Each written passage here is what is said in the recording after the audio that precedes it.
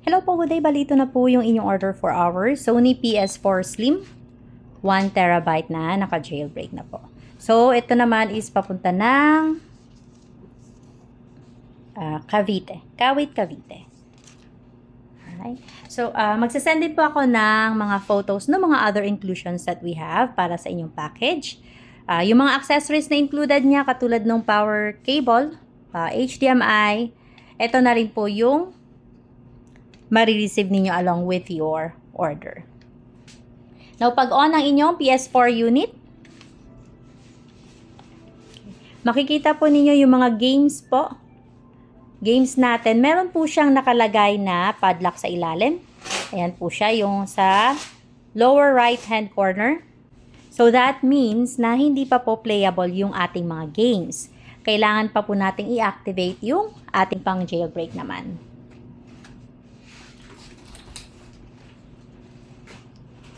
So, to activate yung pang jailbreak po natin, kailangan lang natin i-run itong ating Primazing PH Gold Hen.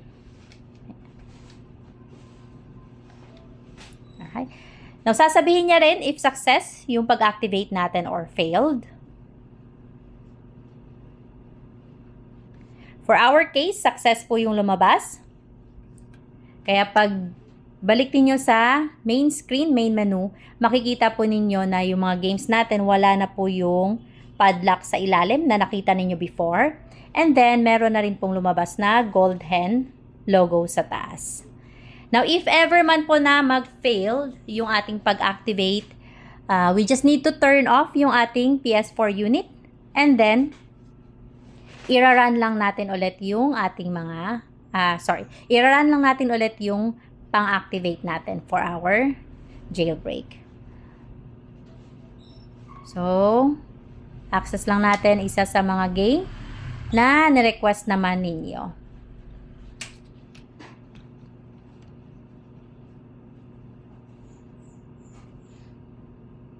Now, yung pag-activate ng jailbreak po natin, hindi na rin po natin kailangang i-connect sa internet. Alright.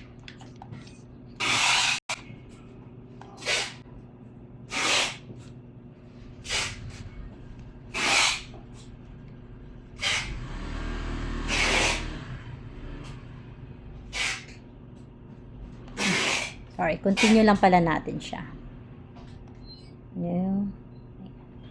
Now, kung lilipat naman po kayo ng ibang game, press nyo lang yung PS button and then select lang po kayo ng other games.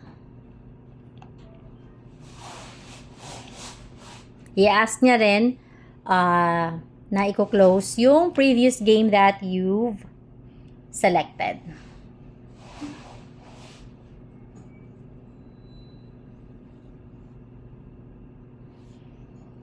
Okay. Pakita ko lang din pala yung mga ibang games na na-install po natin. So, andito po siya. Dito yung mga games na na-request ninyo. And then, meron din po mga iba that I think ito lahat yun. Ito lahat yung meron po tayo. Alright. So, waiting na lang din kami sa courier na dumating and pa-wait na lang din po na mag-update yung tracking details sa inyong app. Thank you po and happy gaming!